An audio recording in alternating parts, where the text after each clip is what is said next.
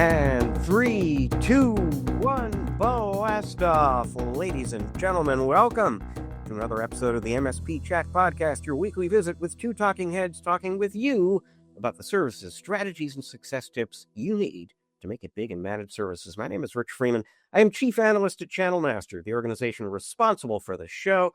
I am joined side by side virtually, as I am every week, by our CEO and Chief Strategist at Channel Master. His name is Eric Simpson. Eric, how you doing? Doing pretty good, Rich. How are you doing?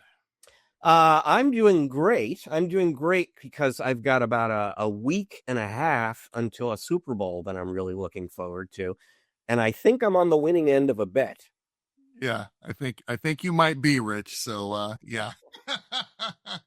you might very well be. And just for the folks at home, Rich and I had a little bit of a wager of which of our teams were going to make it to the Super Bowl and win the Super Bowl. And I might owe you something, Rich, because my team is out. And it was a very good game. You have a very good team. I'm not just being polite. That was something. But I believe you made a very generous offer. Like, I offered you smoked salmon, coffee. You had a ticket to a Rams game that you were kind of, and we'll have to talk about that because did that.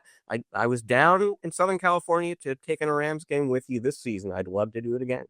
Yeah, that was a great time we had. And one thing that I know, it's the Rams fans are great. We pushed hard. We didn't quite make it. Man, it was a great game. But the decibel levels in SoFi versus, the Seahawks stadium, they get to about 103, 104. I remember watching a game a few weeks ago when the Seahawks played at your stadium, and they were showing the decibel levels were hitting like 111 and above. You attended that last game. What were the decibel levels? Because I'm sure they're showing it on the big screens. They absolutely are. Yeah, I was at that game. I think the high, and this isn't like something that showed up once or twice, like pretty consistently, it was at 115.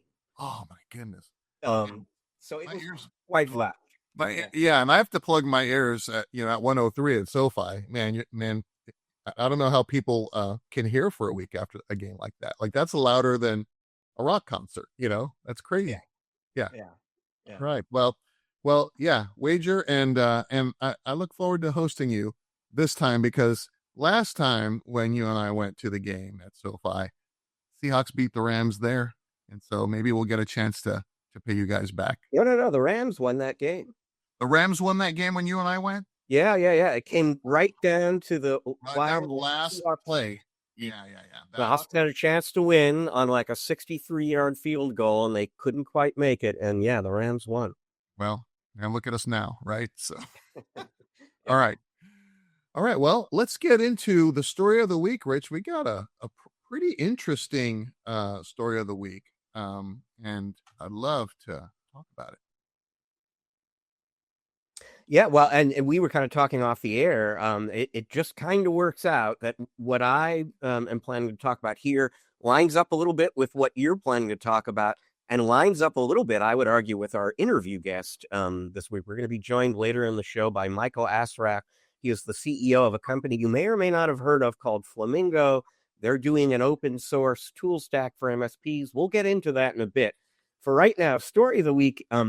And from a certain perspective, this is not going to come as news. This is not going to be shocking to regular MSP Chat listeners and viewers, because this is something that comes up in interviews we do. It comes up in conversations that we have all the time.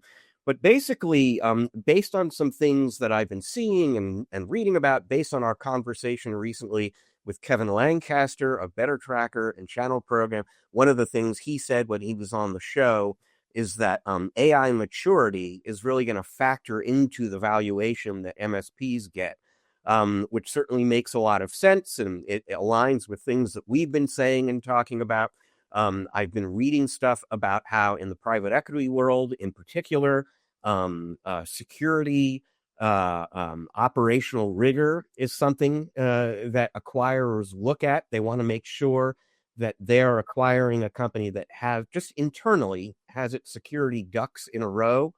And so I wanted to go out and test this both of those propositions, specifically in the world of managed services. And so I spoke to the CEOs of two very large private equity backed MSPs, Integris, which is a roughly $300 million a year company, and Logically, don't know the top line number there, but it's a nine figure number there as well.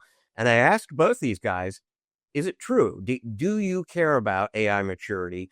Do you care about security operational processes and protections in place when you are evaluating a potential acquisition target? And do those factors weigh on how much you're willing to pay?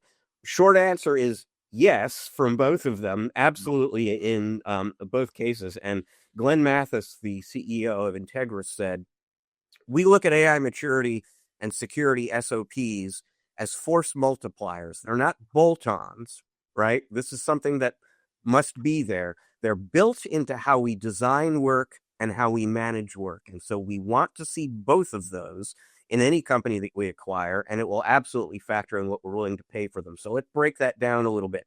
Security. What Mathis of Integra said specifically about security is they're looking for the fundamentals. Strong fundamentals was the wording he used. Those are going to matter more, he said, than the flashy tooling. We can scale tools, but we're not interested in inheriting chaos. And I think those two words tell you a lot about the degree to which your maturity in terms of security as an MSP is going to factor into an exit value. Nobody is going to want to inherit chaos and have to come in and clean that up. Joshua Skeens, the CEO of Logically, said absolutely they are looking very closely. How well are they protecting themselves? How well are they protecting their customers? Says a lot about the maturity of the organization, as well as the possibility of inheriting chaos. But he also said, we're looking to see how much security are they selling into their customers, because obviously security is a very hot market. So the better you are at security internally, the more you are sharing those best practices with your customers, the more interesting, the more valuable you will be potentially to Logically as an acquisition target. Let's pivot to AI. What Logically is looking for there is there something that you are doing? You don't have to have deep AI maturity, and I'll come back to that. But if there is something that you're doing, a service you're providing, a tool you've created, a solution you've created, if there's somebody on your team who is very AI savvy, if you're bringing something to the AI table for Logically, you are absolutely going to sell for a lot more than if you are just another MSP, and you're going to be a lot more attractive to them. On the Integra side, what Mathis said basically, they're interested in automation systems, tools, AI based that you're using internally. They're very sophisticated, very mature at Integris in terms of all that. But again, they want to see that you're doing that kind of thing as well, that you have some of that operational experience and knowledge. But they're also interested in that because they have this kind of motion in Integris where they will adopt or create some kind of AI automation tool internally. And when they get good at it and see the impact that it has on their business, they will turn that into a service that they offer to their customers. And so if you come in with something that's going to be valuable to the company, that's great. That's going to get you more money. If they look at you as somebody who can help them develop services that they can sell through to the end user, even better. Now, I mentioned in terms of Logically specifically, you're going to be worth a lot more if you bring some AI maturity with you to the company.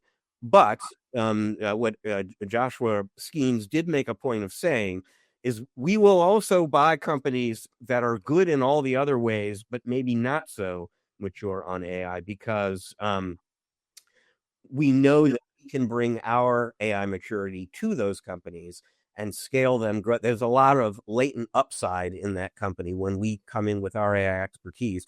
And Shield Technology Partners, Titan, these venture capital funded MSP roll-ups with Silicon Valley developers doing, that's their thesis as well. They're looking for great companies that are maybe not so operationally mature, because they know there's a lot of growth potential there, and they can capture some of that. So anyway, I'm getting some real world confirmation from companies that are in the market for MSPs all the time that you will sell for more, that security maturity matters, and AI maturity does as well. And if you are interested in exit values, the more you focus on those two things between now and your exit, the more money you're going to collect when you sell. Wow, Rich, I think what I'd like to see, and maybe I don't know if you have a sense for this, or maybe as you continue interviewing folks that are very AI forward and are in the hunt for acquisitions of MSPs and things like that, it would be interesting to try to get a sense for what type of additional multiple an AI forward MSP might command, in a negotiation. All things being equal, I've got two MSPs. They've got about the same, top line revenue and about the same EBITDA. Stacks are pretty similar, but one is AI forward and leading with AI. I wonder if that's a half a percent of additional multiple, an additional percentage. We talk about M&A a lot on this program, and I have a lot of experience with MSP M&A. And I found that there are two kinds of buyers typically. There's the financial kind of buyer that's just looking at the numbers and looking for ways to improve that bottom line revenue for another exit later as they roll things up. And then there's always the financial perspective, but then there's the strategic component that adds that extra je ne sais quoi, that extra essence that says, oh, that's going to complete something, a gap in our stack, or you're already speaking our language, we're moving forward with this, you're already on the team. So that's one thing that I would be interested in finding out. And then kind of the other thing that struck me from what you just said is kind of the shifting sands here. Is it going to be MSPs have their stack that says I am an MSP, right? We typically talk about PSA, RMM, documentation platform. Is AI now a required part of the stack? I'm feeling like it's moving in that direction. And as you and I have been talking about recently on the program, may even be potentially replacing some of the functionality of some of these things. But, we don't know yet, right? And so two really great points and great questions. And so this is more me than the folks that I've been talking to, but particularly on that last point, I don't know that we're at the stage now where you're just not really going to be an attractive acquisition target if you're not using some form of at least service desk automation internally. But I've got to believe we're not far away from a point in time where the issue becomes not even how operationally inefficient is this company that I'm buying here? Because again, that's a situation where we can come in with the AI and we can make them more valuable. I almost wonder if acquirers are going to start asking how thoughtful, how mature, how good is the leadership team? If at this point in time, here we are in imaginary terms, January 2027. Here we are in January 2027, and they're still not doing that at all. Is this a company that's led by people that has the kind of culture that we want to invest in? I don't know that is or will factor into decisions, but I could very, very much imagine that will. Well, and on that last point, the real risk for MSPs that aren't yet thinking about an exit or at the early stages of kind of mulling that over, the real risk for them is for their customers to churn because they feel that the MSPs, they're leaving them behind. They're not keeping up with that business's needs. And as we know, there's AI in every business today. I mean, I will put a pin and I will say there's very few businesses that somebody in that business that even the leadership may not be aware of is using AI. It's using one of the, AI platforms out there. I really, really believe that. So, that's the real immediate risk to MSPs. It's almost like, hey, if you're not, taking the lead here, and by not taking the lead, you're allowing risk to enter into that environment. that's not going to be a good day for when, the client calls you and says, "Hey, I thought you were on top of all this stuff," right? Because, Rich, as MSPs always say, "Oh, we take care of everything. You sleep good at night," right? So there's that maturity factor again, which kind of ties back into what you just said. Hey, do folks want to invest in an organization that isn't leading with this, or at least, integrating it and things like that? They may not be as mature as, the folks that you mentioned in delivering things that they're developing to their clients, but they absolutely have to be in front of, the co-pilots and the chat GPTs and all these other things that are potentially could be exposing company data, in a way that the leadership would not appreciate. Um, I'll quickly note before we move on that you're absolutely right. Every, the absolutes like every are a little dangerous, but pretty much every organization has some AI going on there. And the stats say if there's not a lot going on, the leadership team is the most likely set of users, and those are the people with the checkbook, folks. So now AI maturity, security maturity, these are going to factor into your valuations increasingly going forward, but that does not mean that EBITDA and MRR, the classic metrics, don't matter anymore, which is my transition into your tip of the week, Eric. Yeah, thanks, Rich. So, I'm gonna pull a quote that Star Wars fans will appreciate. Tip of the week this week, Rich, is do or do not. There is no try when increasing EBITDA. Rich, as you know, most MSPs say they want higher EBITDA. They want to be profitable because that'll unlocks the door for them to be able to do lots and lots of things, grow their organizations, be competitive. The more profit that they generate, the more price competitive they can be while still maintaining margin. The more that they can reward their internal teams to keep them from churning out and invest in growth. They can hire the right folks. All these things in the checklist of, hey, I have more profit. I can do these things. And also over time, EBITDA is the primary driver to valuations, whether or not we're talking about a strategic acquisition where you have, a special, tool or vertical focus or something unique that strategic buyer says, ooh, that would fit my gap. Or, hey, you are AI forward.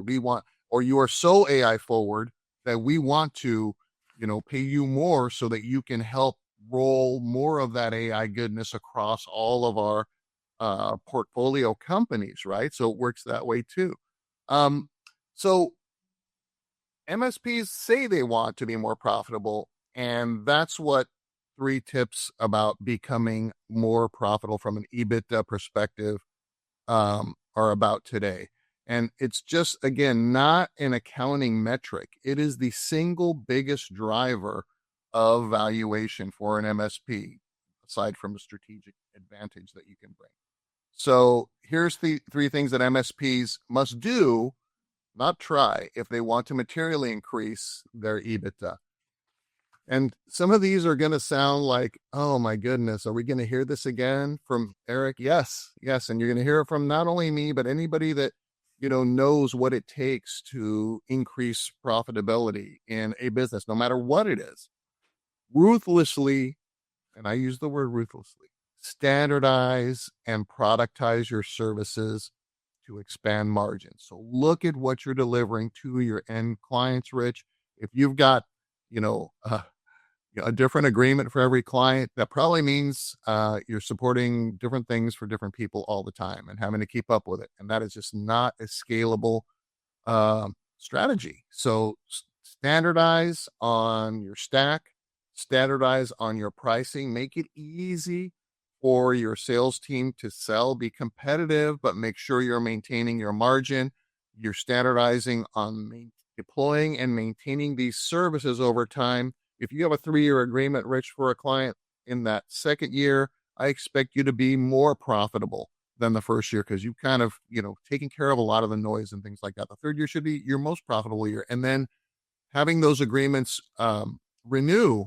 Typical agreements with an MSP renew 3 times over their lifetime, whether that's a year or 3 years. Think about that, Rich. So let's make sure that we're renewing those agreements and every time we renew them, of course, we're adjusting our pricing to to maintain our margins, but we should be much more profitable every time we do this. One-off services, custom work, things like that are noise. When you get to a maturity level, when you can begin to standardize and productize and sell, I like, Rich, I like good, better, best, right? So that way you can move up or down depending upon what's going on in that, that client situation. It gives you a lot more flexibility. Yeah. Number two, Rich, reprice, repackage, or exit low margin clients. This is that true up conversation where you have, again, I'm going to use the word ruthless again. You have to be ruthless about identifying clients that you may have the best relationship with, but man, they are just not meeting that same margin potential, or they're not growing as the rest of your clients that you would sign tomorrow. So here's an opportunity for you to say, you know what, it's been great. We're going to help you find a new home, and be very professional and polite about it. You know who your MSP competitors are, and friendly co-opetition is one thing that we enjoy here in this industry, which is unlike a lot of other industries. You guys go to the same conferences, you go to the same user group meetings. Find folks that would be willing to take on these clients that are at a different level of maturity, that will be happy to do that. And maybe even you can strike a little bit of a, annuity out of that for the first 12 months after you transition them over. Hey, it might work for you. We used to do that in our MSP. So price to match your margins. You've got to true up your existing clients. And sometimes it takes 2 or 3 years to true up a client that is just on the verge, or they're just kind of on the edge there. Let's see if we can grow and we can get them to pay a little bit more. But then what you're doing is you're impacting your ability to scale with the existing staff you have, right? So it's like a mathematical wizard formula, right, Rich? And then 3, this one ties right into what we were talking about. Reducing owner and senior engineer dependency through leverage and automation. So again, nobody wants to buy chaos. Well, nobody wants to buy a job, and nobody wants to buy a job that is just chaos all the time. So make sure that you're leveraging automation, you're integrating your platforms, you're looking at your stack and you're thinking about, well, is it too complex? Are your technicians looking at 17 screens all day? Can you simplify that? Can you look at other vendors that maybe have a solution that packages all a little bit better?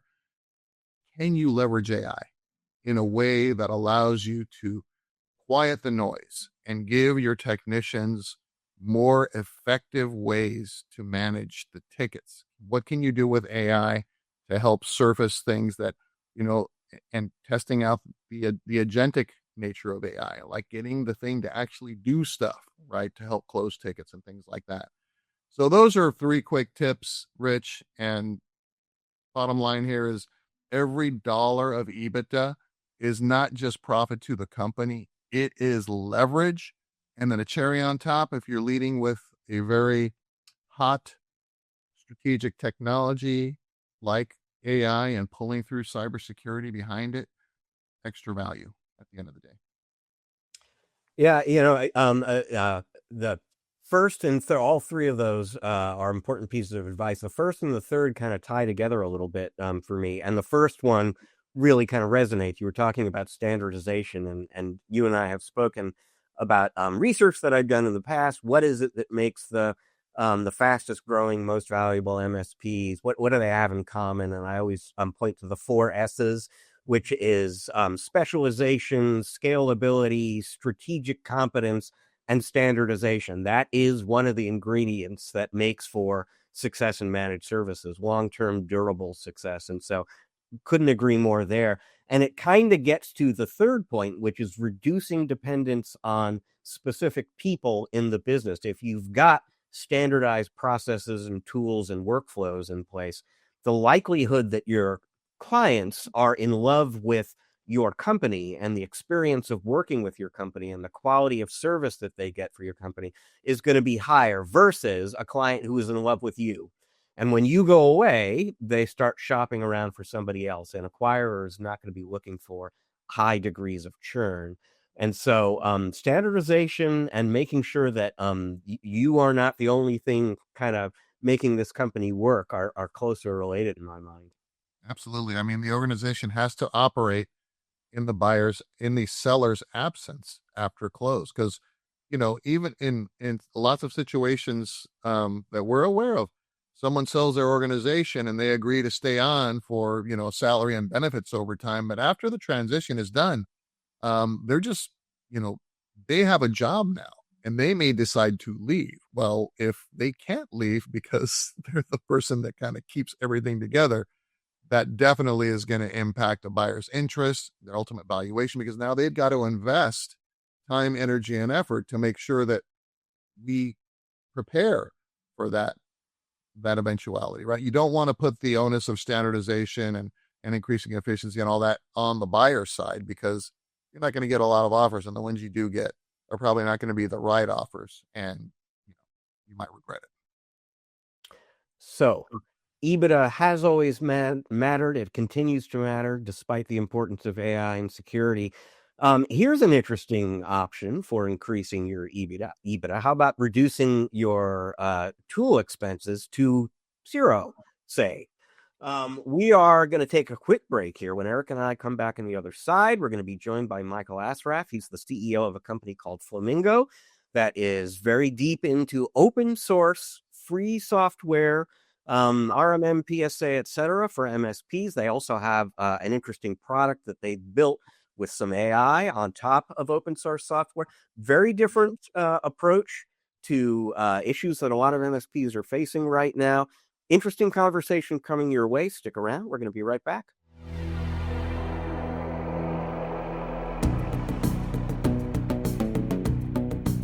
And welcome back to part 2 of this episode of the MSP Chat Podcast, our Spotlight interview segment, where we are very pleased to be joined by Michael Asraf. He is the founder and CEO of Flamingo. He is here to talk with us about a topic that you may not have thought about very much as an MSP, although increasing numbers of you are thinking about it, and that is the possibility of running your business on open source tooling.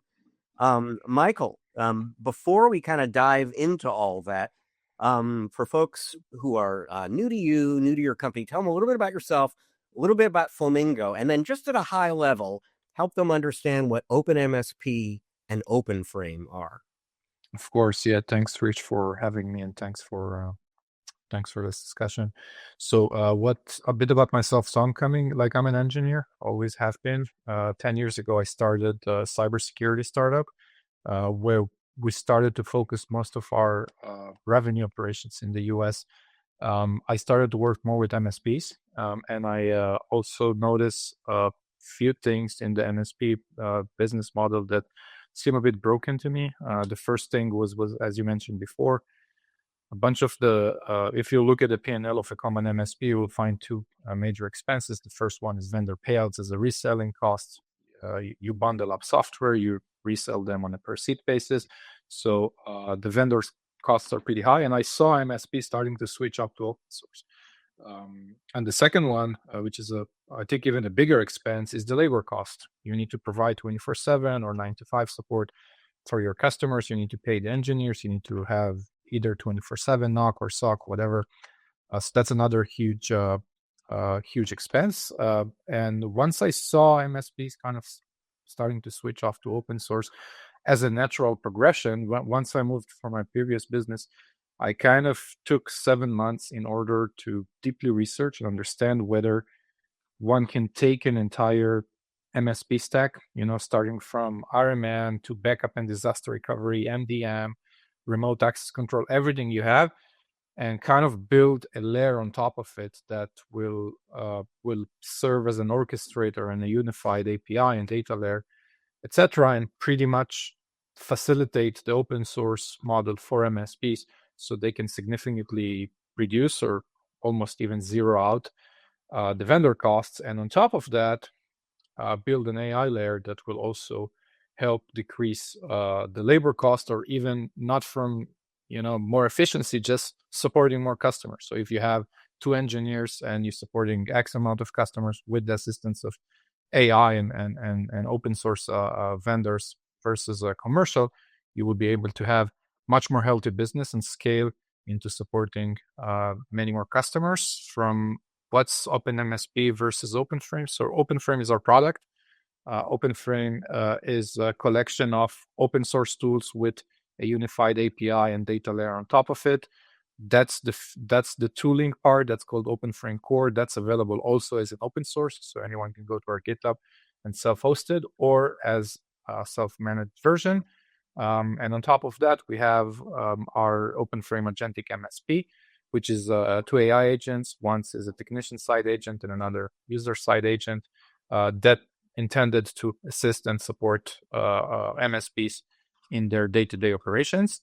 OpenMSP is the result of my research about open source. So I took all the commercial tools I found that are very popular among MSPs, and I matched them up with open source alternative for each one and how much they can save. That's a free community, nothing commercial. Anyone can just go to openmsp.ai, register. There's also AI report builder. So you put your stack. It suggests you which open source tools you can self-host and what would be the probable cost from a decrease perspective, but also how efficient it is. We also have a Slack community for OpenMSP with around 300 validated MSPs that talks about open source, etc. So that's kind of my background. Sorry for the long intro. No, there are a lot of important pieces to get in there. You and I met for the first time just a few weeks ago. I was researching a story that I wound up writing for my blog, Channelholic, about what you're doing. You explained to me what the OpenMSP piece of all this does, and afterwards I went into it. So I mean, it is among other things a directory of open source tools for MSPs. I was a little startled. I'll tell you the truth. I started looking through there. There are a lot more open source tools for MSPs than I would have guessed. Give folks a feel for just how many tools there are out there in how many different categories. Where are they coming from?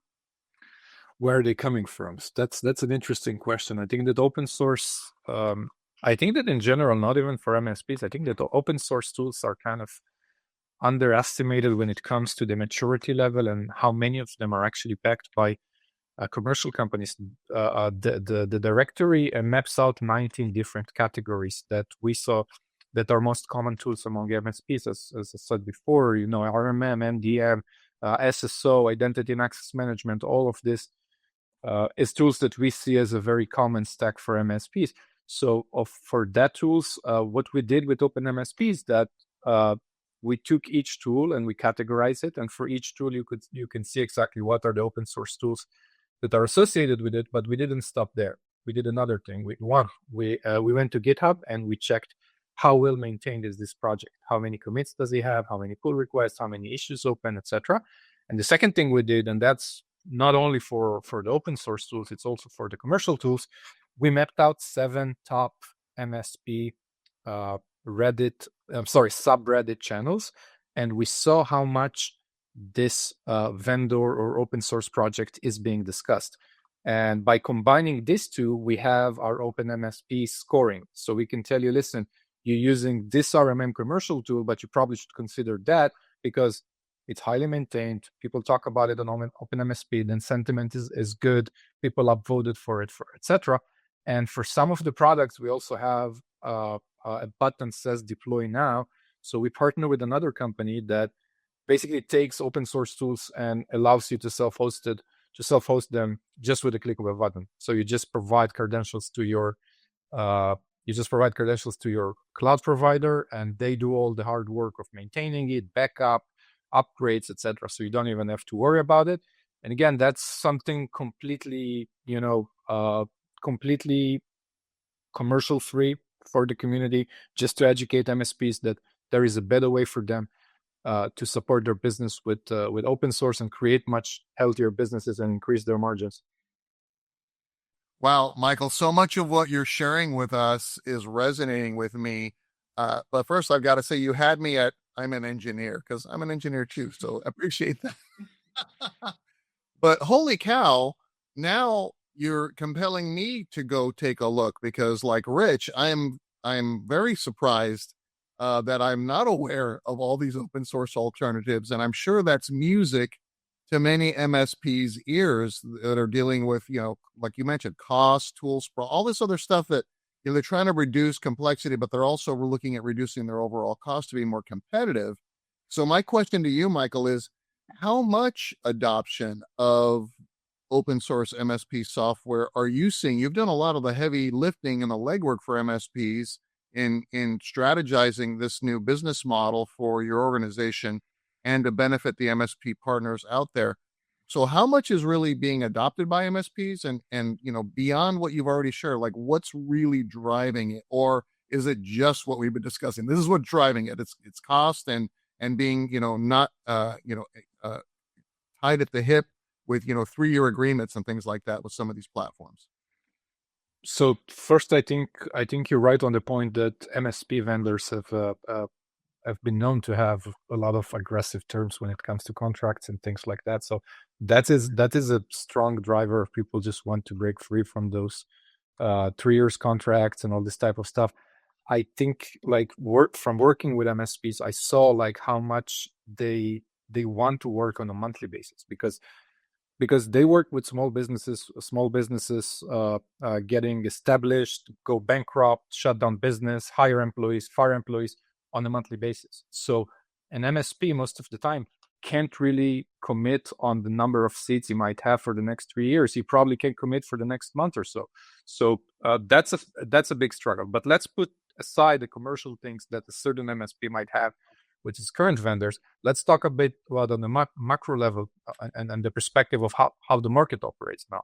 Like we have those huge roll-up MSP players that are just buying off a bunch of MSPs, and they can negotiate much better terms against the vendors, right? So once they negotiate better terms with the vendors, they can decrease their per seat prices and provide more for that same price per seat, which means that they can outbid the smaller MSPs, right? So because a big MSP vendor is not going to provide significant discounts for someone that buys 20 licenses, but he will provide discount for someone that buy 10,000 licenses, and so that creates a significant problem for the smaller MSPs, which I think can definitely be answered with open source. Back to your question about adoption, we see adoption for MSPs on the lower, like on the smaller side of MSP. So let's say like sub 5 million of revenue as a one-off. So they will switch, they will switch RMM, they will switch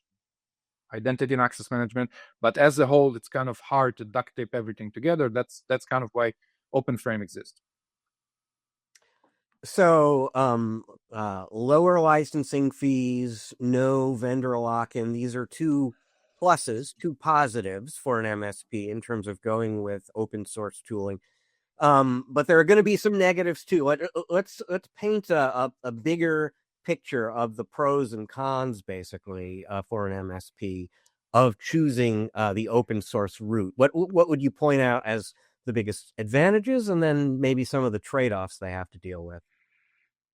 So if the MSP decides to self-host the tool on his own, it's probably going to be kind of like he's going to have less on the vendor payout side, but he's going to have more from maintenance perspective. Also would need to probably have someone with deep expertise in DevOps or even kind of him being the person that is taking care of whatever is happening on the infrastructure. I think that if you look at it from and I think you also mentioned it on the article that you wrote, if you kind of look at it from where does AI takes us with the combination of open source, that's much more interesting. Because let's say that if you have a terminal access to or partial access to a device, if you combine knowledge of AI alongside that tool, there is much more you can do. For example, you can run backups on a scheduled basis without a real backup solution, right? Because you can provide AI with credentials for S3 or any other call storage. You can ask him to run backups on a certain device using RMM and deploy it to the cloud. And once you need to recover, you can do the opposite. So I think that once you integrate AI into the process, there is a bunch of things that can be limited from stack perspective, and that will also limit the work of the MSP if he decides to self-host. And that's kind of how we started with our roadmap. We started with the tooling that makes 1 + 1 = 3 or 4 or 5, not 1 + 1 = 2. So we started from RMM, we started from MDM, we built our own SIEM, and we started from remote access control because this is kind of the core things that an MSP need. And again, if an MSP just wants to get started with open source, he can just take the self-hosted version of OpenFrame, which has already Kubernetes support. It has CLI that supports it. It has monitoring. It has everything he needs to maintain it. So I would say that taking approach of segregated different tools, it's going to be complicated. It's going to be complex.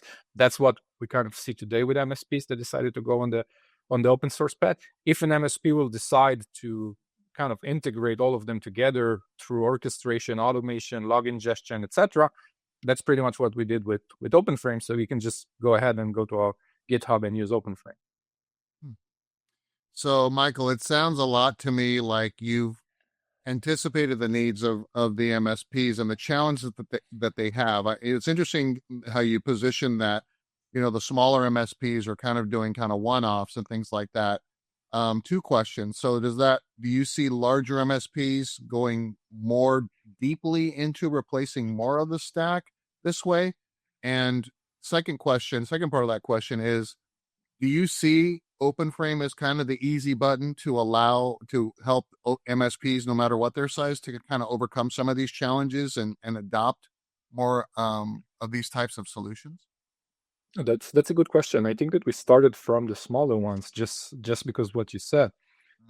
The bigger MSP rollups, etc. Let's take our Arctic-Wolf, for example. Arctic-Wolf is not an MSP, it's an MDR, but Arctic-Wolf grew organically for many years, and then they started to raise a private equity money, and they started to kind of get into the more of a growth stage or late growth stage, and then was the point when they start to acquire other vendors. They acquired a SIEM company some time ago. They acquired an endpoint company some time ago. So I think that for the bigger ones, because they can negotiate prices better versus the smaller MSPs, they can kind of push it to later. They say, okay, we don't need to handle this. We don't need to invest right now in R&D, and we don't need to integrate our own solutions. We're just gonna have it later. For the smaller MSPs, it's kind of a necessity. They have to do it now. Otherwise, as we said before, the bigger roll-up MSP is gonna decrease prices and need their margin even more. So they're going to left with less money at the end of the month. So I think that the adoption will start from the smaller MSPs. And obviously, once the product's going to be more mature, we're going to outgrow to the entire industry. And so this is kind of how we see things, if it makes sense. Yeah, I appreciate that distinction that you made there. That clarifies it for me. And understand why the smaller MSPs need the help more than the larger ones who have, advantages of scale and leverage that way. And most of the MSP industry is smaller MSPs. Most of 75% of the MSPs are sub 3 million ARR or less than 15 employees. So yeah. That's our MSP channel. We love them. Of course. So am I. Yeah. So we've been talking on and off again about OpenFrame. There are actually 2 different editions of that product. So just to kind of help people understand, there is a self-managed, self-hosted version of that because it runs on open source software is completely free.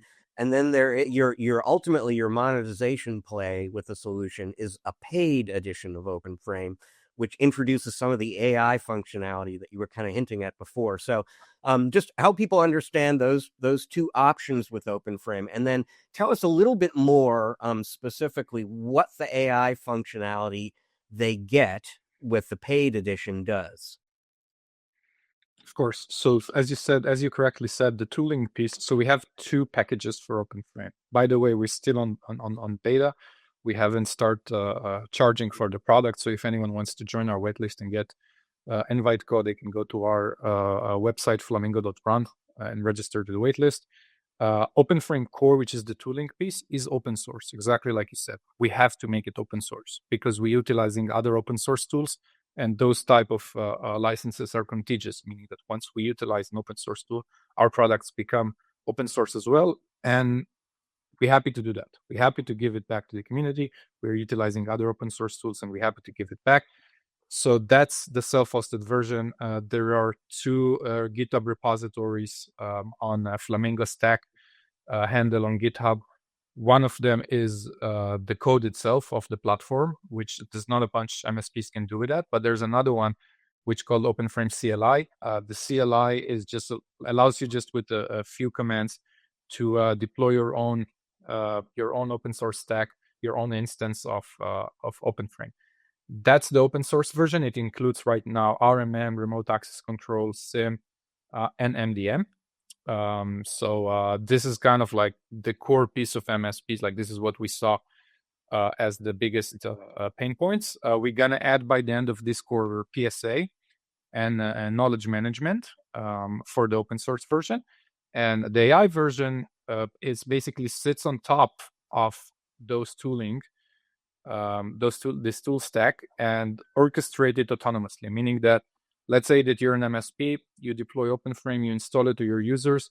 Your users will get a native app on their desktop called Faye. Faye is the user side chat. And once the user have a problem, his computer is running slow, he needs to deploy a new software, he needs to remove the software, he's scared of a new vulnerability that came out, he can just talk to her. And she has pre-baked security guardrails and pre-baked access to all of the tooling. So she can run things like query the device, see which software exists, run a command, remove a software, deploy a software, do whatever can be done with MDM and RMM with guardrails, meaning that you as the MSP can say, okay, every time Faye wants to download the file, I want to approve it through the dashboard. Every time Faye wants to remove a software, I want to approve it, or the user needs to approve it. You can define certain levels of approval. And once that happens, you will get a notification onto your dashboard where it says, listen, on this device, Faye is asking permission to do this, this, and that. Please approve or decline. That's the user-facing chat. This is basically our version of PSA. We think that the future of PSA is going to be chat-based and voice-based, meaning that Faye in the future will also be able to call you. You will talk to the AI, and she will fix things for you. And the second agent is called Mingo, is the technician side chat.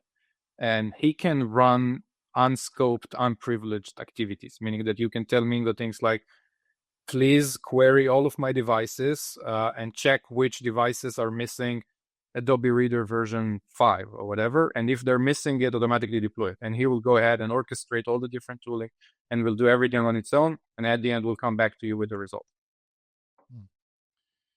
The future is now, right, Michael? So you've confirmed that your target audience really, at least at launch, is the smaller MSPs. Do you have any kind of thoughts around if and when an MSP would ever outgrow an open source solution like you're developing and releasing to MSPs today? And what kind of an impact, if any, does using a platform like yours or just basing your service delivery and operations around open source tools have an impact on maybe company valuation at an exit for an MSP? So if we'll continue with the current status of how MSPs are being valued, so MSPs on the exit are being valued 4 to 5x on EBITDA margin, right? So it's more or less there. If you talk about an MSP with 20% margins, 4 to 5x is basically zero revenue, right? So it's 4 to 5x on EBITDA is basically his revenue. We think that with OpenFrame, MSPs can increase their EBITDA margin to around at least double it. So at least get to 40 to 50%. And this is kind of the idea that when I was pitching Flamingo to investors when I was raising money, this is kind of what I said. We're going to take those services businesses and we're going to turn them into AI-enabled software businesses and increase their margins. And if that's like, we obviously still proving this paradigm because we're still young, but once we're gonna prove that it's working, we hope to help those MSPs sell their businesses and almost double what they sell now. It's interesting as we talk about this, Michael. Eric and I have been talking on the show in recent episodes about the rise of these service desk automation tools, systems of action from companies like Thread and Pia and Zofig, which ConnectWise just bought recently.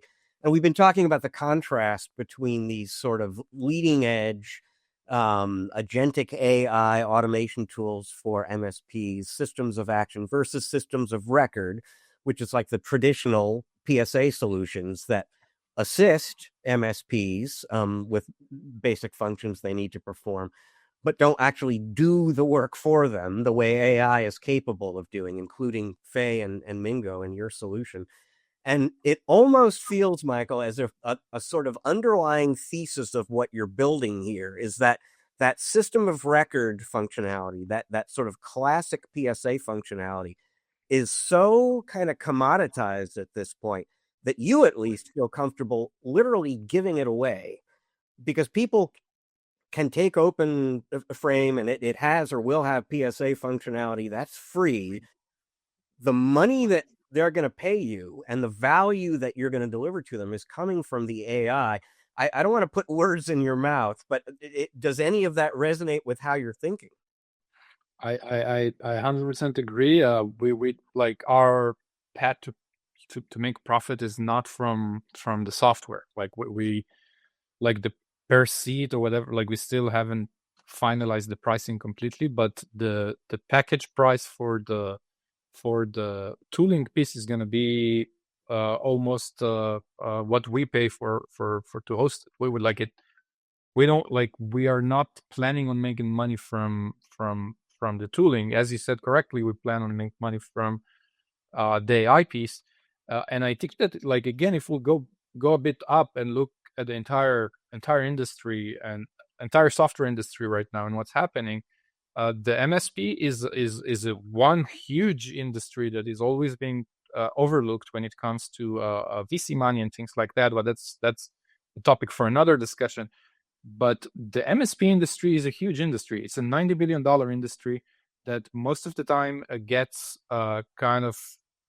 innovations the less. Like they're not getting the most updated, EDR tools or whatever. Most of the tools are kind of outdated. So I completely agree with you, because MSPs kind of traditionally get used to tools that are okay. They're not top notch. They're not the best. They're okay. And to find replacement with open source for that type of tools, it's not that hard. Like, you have good tools for that. And if you look at it from a market perspective, software is becoming invaluable in general. Like, there are all these stories right now of people that build DocuSign over a weekend. So obviously that's not really what happens, but this is where we're heading to. We're heading to a place where you're not selling software anymore. You're selling a solution that encapsulates inside everything from taking care of communication with your customers to get tickets, close them, and report back. So I really liked what you wrote on your last piece about system of records versus system of actions. And I think that the MSPs that will adopt this mindset of actions, let's forget about what we had before. Let's forget about all the tool stack that we had before. Let's focus on what's happening right now in the world and how fast we can move. I think those kind of the MSPs that will make the larger profits when the AI strikes in, and it's already strikes in, right? Like, you guys talked about a bunch of tools that orchestrate existing tool set. We just took a different approach where we both have the tool set and the AI. Michael, not only are you taking an unconventional approach to kind of the way that MSPs operate and the tool sets that they utilize, and finding these alternatives for them and packaging it up for them in a way that they can deploy and hopefully reach, higher percentages of EBITDA and scale a little bit more broadly. But you also have an unconventional take on vendor integration. Sorry. Explain what that is and why you've adopted it. So if you're referring to the way we work with the open source tools that we use, I think that every So let's put it this way. I'm coming from security background. So a lot of time, like 10 years ago when I started my first business, if you would say to an enterprise customer, listen, I want to I want to move from Splunk to Wazoo, or I want to move from that commercial XDR to that commercial to that open source tool. He would look at you like you're crazy. We have come a long way, and a lot of hacks and a lot of problems that we had with commercial tools that prove to the industry that open source is winning. And it's winning not only because you have more eyeballs to check the code, it's winning because of the way it can be customized for each person and each individual specific needs. And that what kind of like the way we decided to build our business is exactly aligned with that. We are pretty deeply integrated into each tool we use. For example, when we want to pull log from a certain open source project that we work with, we don't work with APIs. We hook it directly into its database, and as soon as something gets in there, we immediately stream it. So our way of integration those tools is quite deep, meaning that we have very long and scrutinized a process of figuring out what's the right solution for. Let's say for the next quarter, we want to integrate identity and access management. What's the best identity and access management open source project for MSPs based on the product features that he has, but also what's the security posture? Can I back it up? Do I have proper way to upgrade it? So all of this is kind of integrated into our vendor selection process. Glad you mentioned the security posture component there, and you being background in security, because we know how important and how risky it is for MSPs to operate these days and to keep their customers secure. I just want to make a comment there. When we spoke in terms of integrations, I think what Eric was getting at is something that struck me as a little bit different about how you do things too. When we first met, is it's a really traditional thing in the managed services world to purchase a stack or part of a stack from one vendor and then integrate it with the rest of the tools in their stack via APIs. And that, it sounded like, is less of a priority for you in terms of OpenFrame. Oh, got it. Yeah. So that's correct. So as we talked before about OpenMSP, if the listeners and the viewers of this episode will go to openmsp.ai and will go to our vendor directory, they will see that there is a filter called OpenFrame selected. So there is open source, commercial, and OpenFrame selected.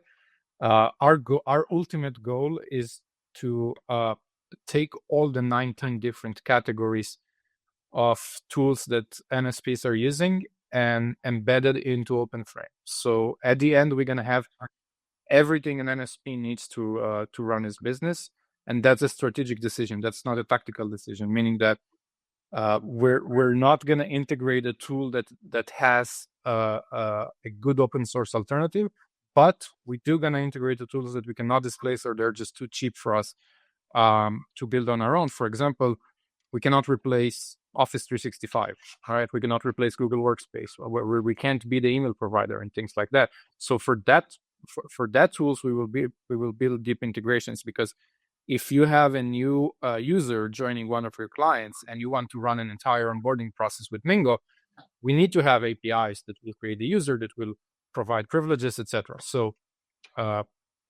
for anything that cannot be displaced with open source, we're going to build integrations. For anything that can be displaced, we're going to build on our own or integrate open source tools into the product. And this is kind of our strategic approach to the product management.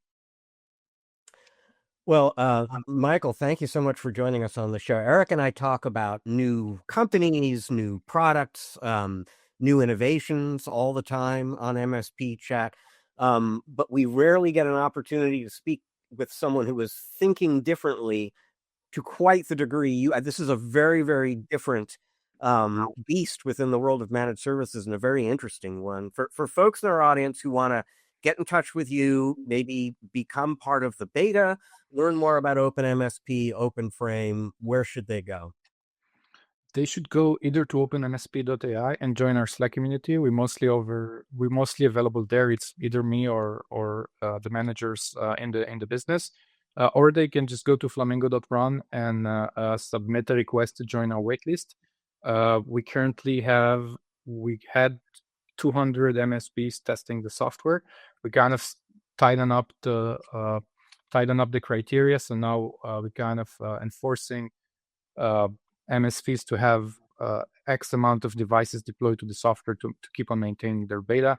So we have around 50 that moved completely their business into OpenFrame, and we providing more access codes all the time. So if anyone wants to test out the product, or if he wants to self-host, you can just go to GitHub.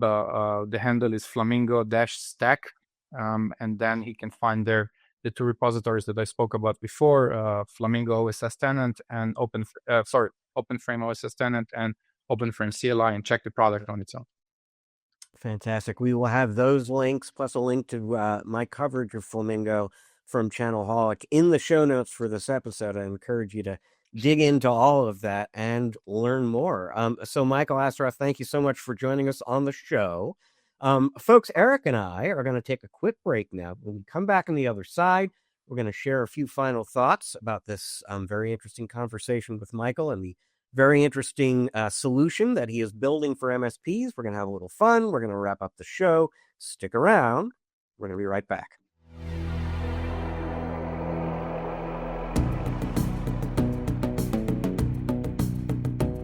And welcome back to part 3 of this episode of the MSP Chat podcast. I only met Michael, as I said, just a few weeks ago. I really wanted to bring him on the show because what he is doing, what Flamingo is doing, is very different from more or less anything that I've seen in the past. And it does sort of shed light on this whole open source software phenomenon that honestly I just hadn't been paying attention to, and is clearly worth paying some attention to.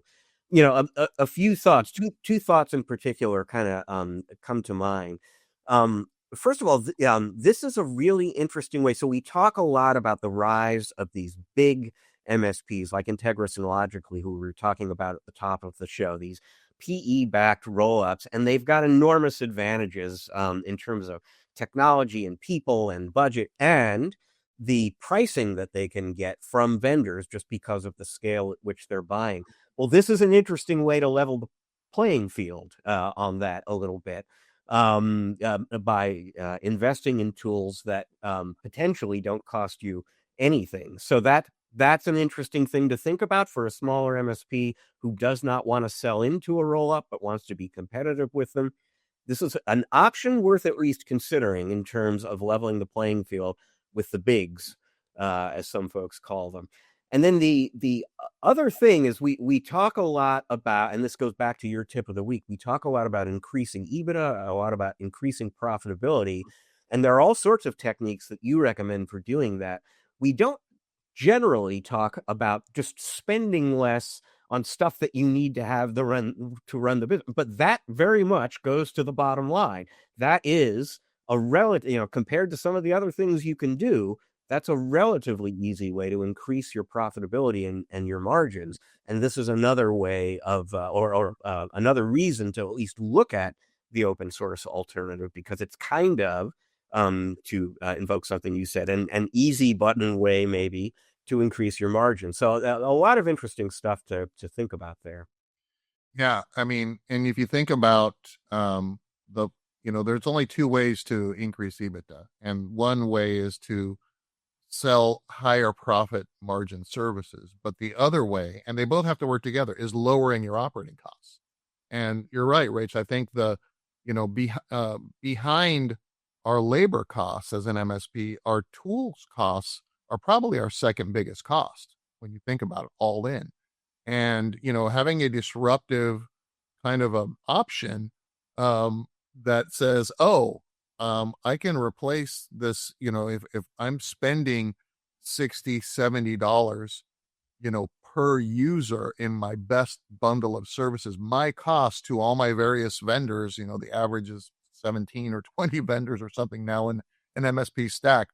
I can reduce that significantly.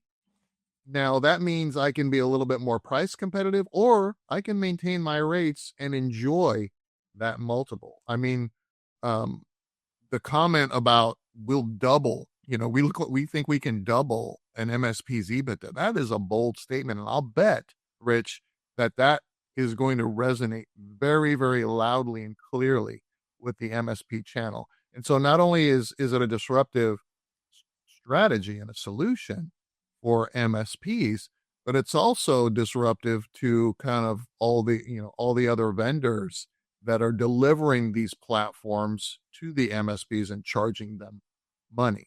So it'll be interesting to see, how this shakes up, the MSP channel, because, if I decided for any reason, Rich, I want to dive back in and start another MSP practice or an MSSP or an AI forward MSP, because I think, oh my goodness, I could, if I wanted to create a strategy that says I want to build something very, very profitable very quickly and have an exit in 3 years, I definitely would be leveraging lowest cost platforms, AI forward tools and strategies, and then running as lean of a team to deliver these services as efficiently and profitably as possible. And, I know that there are MSPs out there doing just that today. It says something, or at least it might say, this will be an interesting thing to watch in the year ahead, but it potentially says something very interesting about where we're at in the industry now in terms of the relative importance of AI automation in comparison to the traditional functionality provided by systems of record like PSA systems, that these guys in particular, Flamingo, are charging for the AI and giving away the PSA. That doesn't necessarily mean that's where the whole industry is going, but it kind of says something about the moment we're in right now that will be interesting to watch. So The cell phone industry is a parallel to that. Remember, we used to, have to pay for these mobile phones. Now, just sign up for a plan and you can pick a phone, right? yeah. Yep, absolutely. And folks, that leaves us with time for just one last thing. And I'm just going to tell you going in, I hang my head in shame just a little bit as we get into this here, because I am supposedly a professional writer, which means I'm supposed to be good with words. I'm supposed to be at least somewhat original with them, right? Well, a company called Zero Bounce, they're an email verification service. So they see a lot of emails in the course of their work. They took a look through just under 1.1 million emails to kind of look for terms, phrases that show up so frequently that they can, clearly be kind of referred to as buzzwords, overused cliches, etc. And I'm looking at the list here, Eric, and at least in email, I am just guilty as charged. Number one on the list, reaching out. Just reaching out to see if you had a chance to think about how often do I follow up. Yep. Check in. Hope you're doing well. Hope all is well. Circle back. Oh my goodness. Right. And now, this, I'm not asking you to hang your head in shame, but just a little bit lower on the list, behind these others, is one that I know every time we get on a meeting on a Friday, I know I can count on you to say Happy Friday. It's a nice thing, Eric. I look for that Happy Friday is on the list. Apparently, it's not just you.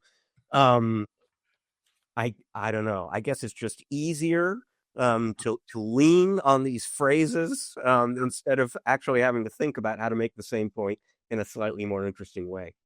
Thank you, Rich, for shaming all of us, because we're all guilty of this. And, I've used Zero Bounce from time to time, right? It's a great platform. And I love that they've taken the time to say, hey, here are some of the most used and probably, my job as part of the organization is to make sure that our marketing is top notch and we're getting into, prospects and clients' inboxes when we're messaging them. So I feel like I'm a little bit more advanced in that than a lot of folks that are just kind of doing it, reactively, right?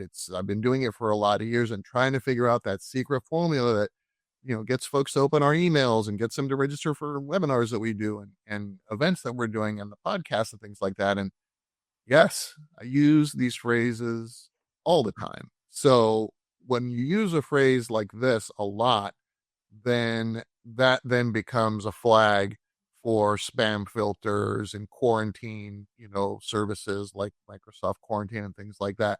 So thank you for bringing this to my attention from yes, I'm in that camp too, but also like, oh, now I'm going to change my strategy a little bit and see if it improves open rates, deliverability, and things like that, because these are the metrics that we track very carefully. How about that, folks? A bonus tip of the week for you at the end of the show here. A little marketing tip for you, and we'll check in with Eric on a future episode of the show and see if he saw any impacts from making that change. But for now, that is all the time we've got for you on this episode of MSP Chat. We thank you for joining us. We'll be back in a week's time. Until then, I will just remind you, as I always do, this is both a video and an audio podcast. So if you're listening to us right now, but would like to check us out on video, go to YouTube. You're going to find us there. If you're watching, but you're into audio podcasts, go to Google, Apple, Spotify, wherever you get your audio podcast. You're probably going to find us there too. And wherever you find us, please subscribe, like, rate, review. It's going to help other people discover and enjoy the show. This show is produced by the wonderful Riley Simpson. He's part of the team with us here at Channel Mastered, where we help vendors build, grow, and optimize MSP channels. You can learn more about all of the services we provide at www.channelmastered.com. Channel Mastered has a sister organization called MSP Mastered. That's Eric working one-to-one with MSPs to help them grow and optimize their business. You can learn more about that at www.mspmastered.com.